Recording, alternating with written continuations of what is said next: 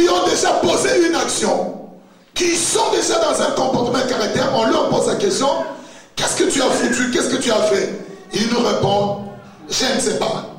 Deux fois, tu peux croire qu'ils s'en foutent de ta vie. Ou ici, ils t'apportent. Tu te dis, bon, mais ce que tu viens de faire là, tu dis que tu ne sais pas. C'est vrai. Des fois, il est vrai, il est sérieux. Il a commis quelque chose, il fait quelque chose. Il ne sait pas. Jaël, est-ce que tu es en train de me suivre, tu suis la télé? Je ne sais pas ce que je fais. C'est dangereux. C'est dangereux, bien aimé. Même la justice du monde, pour condamner quelqu'un, en dernier ressort, recours. Je ne suis pas juriste, mais vous savez cela.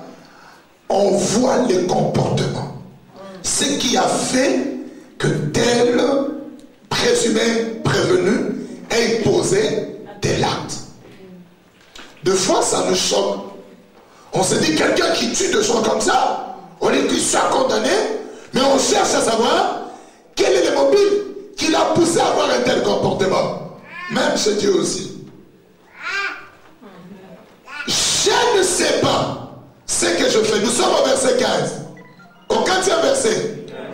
Je ne sais pas ce que je fais. C'est très dangereux.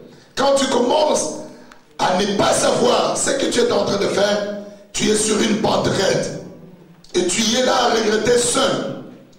Je ne fais point ce que je veux. C'est-à-dire que tu y es soumis. Bon, la Janine, quand on ne sait plus faire ce qu'on veut, c'est-à-dire il y a quelqu'un d'autre qui te soumet, qui t'impose à faire ce que tu ne comprends pas. Amen. Amen. Il y a quelqu'un d'autre qui te soumet à faire ce que tu ne veux pas. Voilà pourquoi il faut venir à la délivrance. Amen. Nous sommes toujours au verset 15. Et je fais ce que j'ai. Nasalaka oyonayinaka. Verset 16. Or, si je fais ce que je ne veux pas, je reconnais par là que la parole est bonne. Et maintenant, ce n'est plus moi qui le fais, mais c'est le péché qui habite en moi. C'est le diable qui me le fait faire. C'est le diable qui me pousse à le commettre. C'est le démon qui est caché en moi. Jésus a dit à Pierre, tes pensées ne sont pas les pensées de Dieu. Amen. Donc ce n'est plus toi, Pierre. Si tu pouvais avoir les pensées de Dieu, tu allais savoir que ma mort est bénéfique pour l'humanité. Mais ce ne sont pas les pensées de Dieu. Parce que Dieu savait c'est pourquoi Jésus allait mourir et le bénéfice qu'elle a apporté, la mort de Jésus pour toute l'humanité. Est-ce que ça amène? Amen. Nous sommes au 40e verset. 17. Et maintenant, ce n'est plus moi qui le fais, mais c'est le péché qui habite en moi. Ce qui est bon, je le sais, n'habite pas en moi. C'est-à-dire, dans ma chair, j'ai la volonté, mais non le pouvoir de faire le bien. Il y a quelqu'un qui crée en nous le vouloir et le faire. Qu'aujourd'hui on prie pour que Dieu crée en nous le vouloir et le faire. J'aimerais vraiment que l'assemblée reprenne ce que je dis là. Que Dieu crée en nous quoi? Le vouloir et le faire. Paul le dit parce que c'est Paul, l'apôtre Paul qui a écrit ça, qui a constaté ça. Il dit quoi? J'ai la volonté, mais je n'ai pas le pouvoir. Nasa n'a pas ça. Maintenant, n'a ma coquité. Combien de gens ont pris des décisions? Frère Jimmy, tu viens à côté de entre Kibumbiki et Eli. Combien de gens ont-ils pris des décisions qui n'ont pas accompli? Pourquoi? La réponse est là. Ils ont quoi? Ils ont la volonté, mais pas le pouvoir. Bien aimé, que chacun rentre en soi-même. Regarde, combien de fois tu t'es déjà dit, je veux faire pour l'église une telle bonne œuvre. Mais tu ne l'as jamais fait. Parce qu'il y a quelqu'un d'autre qui te soumet à la vanité. Tu es lié.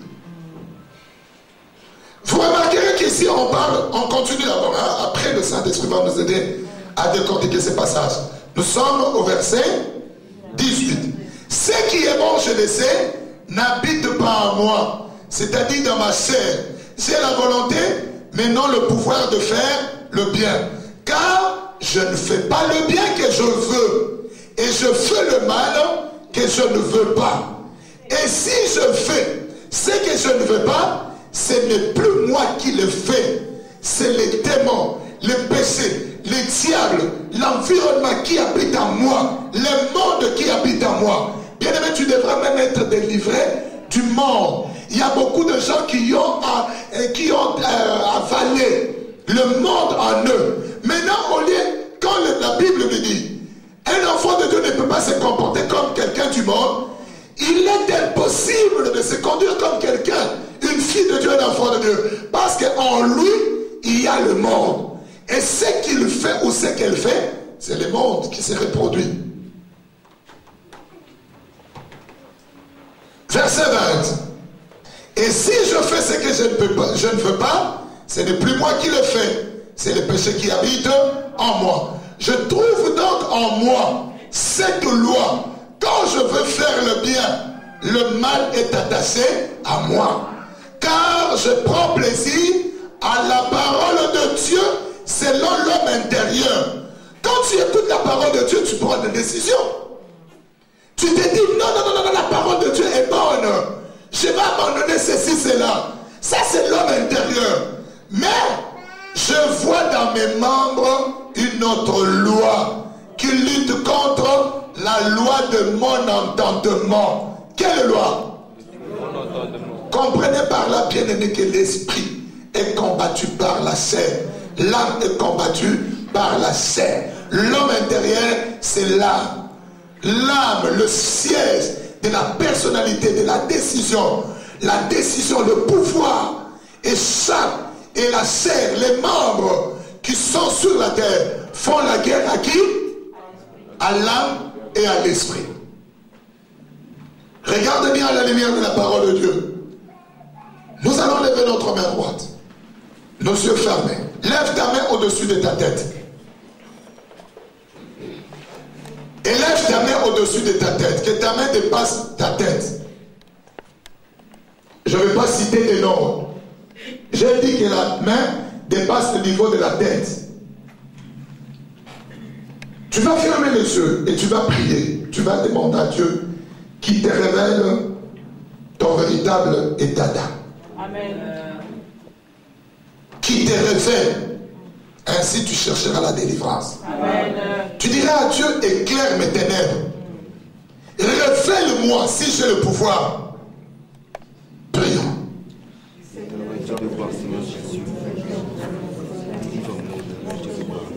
Révèle-moi mon état d'âme au Seigneur Jésus. Révèle-moi, Seigneur Jésus, mon état d'âme. Révèle-moi, Seigneur Jésus. Qui peut élever la voix plus que tout le monde? Éclaire mes ténèbres. Éclaire mes ténèbres. Révèle-moi mon état d'âme. Est-ce qu'il y a quelqu'un qui peut clôturer sa prière?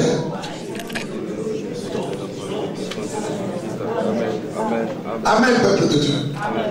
Regardez comment vous jouez avec votre vie. C'est ta vie, c'est pas ma vie. Vous faites élever la main. Il y a quelqu'un, je ne dis pas de nom, qui met comme ça et qui comprend bien le français. Si tu ne le fais pas, tu crois que moi, c'est pas, je vais perdre quoi. Regardez comment vous jouez avec votre vie.